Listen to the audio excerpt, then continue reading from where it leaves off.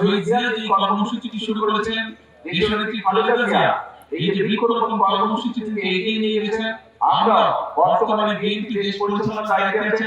আমরা অনেকগুলো কর্মসূচির পাশাপাশি আমাদের এই কর্মসূচিটা সারা দেশে আমরা এই কর্মসূচিটা চালু রাখতে চাই।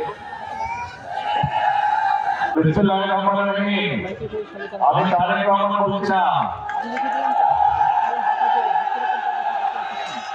কেউ ভাই বোনেরা, উপস্থিত বন্ধুবর্গ, এলাকাবাসী, ভাইরা, আসসালামু আলাইকুম, কেমন আছেন আপনারা? আচ্ছা, বাংলাদেশে এটাও শহীদ জিয়া শুরু করেছিলেন, দেশনেত্রী খালেদা জিয়াও এই কর্মসূচি চালু রেখেছিলেন। এই কর্মসূচি আমরা আবার ইনশাআল্লাহ বাংলাদেশে চালু করেছি। সেই বৃক্ষরোপণ কর্মসূচির অংশ হিসেবে আজকে এখানে আমি এসেছি। এখানে বৃক্ষরোপণ আমরা করব। তবে এই যে বৃক্ষরোপণ করবো, আমি আসার সময় রাস্তায় দেখলাম অনেকগুলো মানুষ রাস্তার দুই ধারে অনেকগুলো গাছের চারা নিয়ে তারা দাঁড়িয়ে আছে। কেউ কেউ রোপণ করেছে, কেউ কেউ রোপণ করবেন। যেই চারাগুলো রোপণ হয়নি, আমি খেয়াল করে দেখলাম অনেকে চারা যে মাটিটা থাকে সেই মাটিটা একটা পলিথিন দিয়ে কাটানো থাকে, কিন্তু পলিথিনটা শুদ্ধ গর্তের মধ্যে দিয়ে দিয়েছে। তো পলিথিনটা শুদ্ধ যদি গর্তের মধ্যে আপনারা দিয়ে দেন তাহলে তো জানেন যে গাছটা নষ্ট হয়ে যাবে। যারা যারা এই কাজটা করেছেন দয়া করে সকলে ওই পলিথিনটা খুলে নিয়ে মাটি সহ গাছটা মাটিতে রোপণ করুন। নাহলে তো গাছটা বৃক্ষরোপণ আমাদের গাছটা মরে গেলে তো নষ্ট হয়ে যাবে, তাই না? এই জন্য সকলকে আমাদেরকে যত্ন সহকারে এই কাজটি করতে হবে। এবং এই যে দেখেন বর্ষাকালে বৃষ্টি হয়, আচ্ছা ভাই আমি কাজটা শেষ করে তারপরে জমাতে যাই না।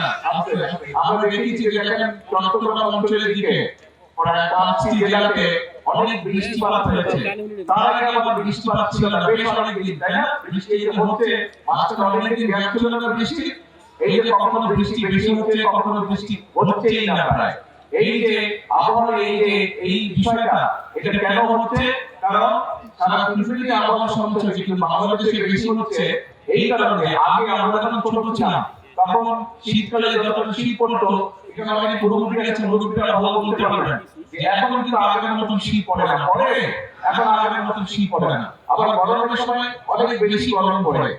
এই যে সব সমস্যাগুলো, এই সমস্যাগুলো যদি আমাদেরকে সমাধান করতে হয় বা এই সমস্যার অংশটা যদি কমিয়ে আনতে হয়, আমাদেরকে সারা দেশে অনেক গাছ লাগাতে হবে।